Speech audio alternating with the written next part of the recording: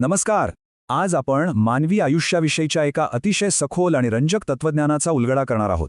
हे जग अंतिम मुक्काम नाही, ते फक्त एक स्टेशन आहे. विचार करायला लावणारे हे शब्द नक्की काय सांगतात?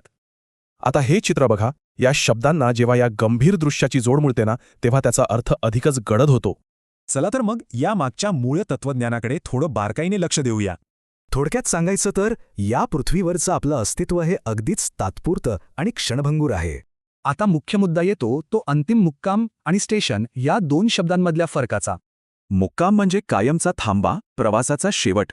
पण स्टेशन म्हणजे फक्त पुढे जाण्यासाठीचा एक तात्पुरता थांबा. त्यामुळेच या जगाकडे एक स्टेशन म्हणून पाहिलं की भौतिक गोष्टींबद्दलचा आपला दृष्टिकोनच पूर्णपणे बदलून जातो. आता या चित्रात दडलेल्या काही खास दृश्यरूपकांचे अर्थ समजून घेऊया. या 3 गोष्टी लगेच लक्ष वेधून घेतात. ती एकटी व्यक्ती, तो न संपणारा रस्ता आणि ते वादळी आकाश. ती पाठमोरी चालणारी व्यक्ती दाखवते की हा जीवनाचा प्रवास प्रत्येकाला अगदी एकट्यानेच करायचा असतो.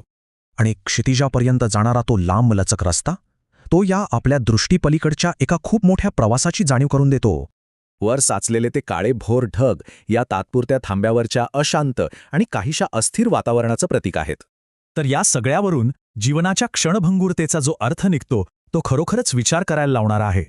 हे फक्त एक स्टेशन आहे हा विचार आपल्याला कायमस्वरूपी अपेक्षा न ठेवण्याची सतत आठवण करून देतो. आपण सगळे सतत गतिमान आहोत. या जगात आपण कायमचे राहण्यासाठी नाही तर फक्त प्रवास करण्यासाठी आलोय. मग शेवटी एक प्रश्न नक्की उरतो. जर हे जग फक्त एक स्टेशन आहे तर आपला खरा अंतिम मुक्काम कुठे असेल?